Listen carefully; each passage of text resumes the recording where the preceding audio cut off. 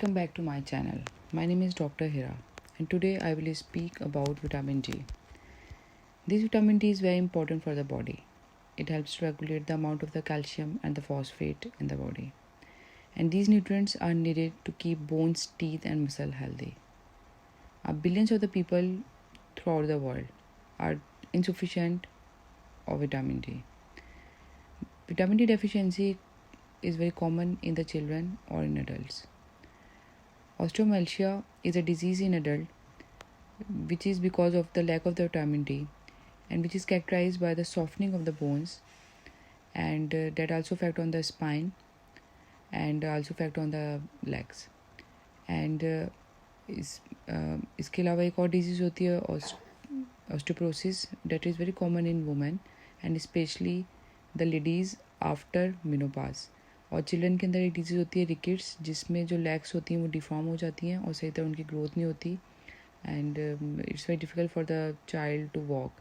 And what are the sign and the symptoms of vitamin D? Depression and depression, muscle weakness or the muscle cramps is very common. And what are the sources of the vitamin D? So this vitamin is very common in green peas, salmon fish, eggs, prawns, fish, mushrooms, butter. And but the major source of vitamin D is sunlight, and you can easily take vitamin D level through the sunlight. But the people who have the darker skin have always deficiency of the vitamin D because of the highly content of the melanin, and the body is not absorb the vitamin D from the sunlight. And there is a lot of there's a lot of medicines available in the market. It comes as a capsule, as a tablets, so you can easily get according to your need. So after I will speak about there is a lot of medicines if someone is using, so it also affect the vitamin D absorption, and that includes the steroids, cholesterol lowering drugs, tuberculosis drugs, and weight loss drugs and laxative. So if someone are using these drugs, so they should be consult with the doctor, and they must check their vitamin D.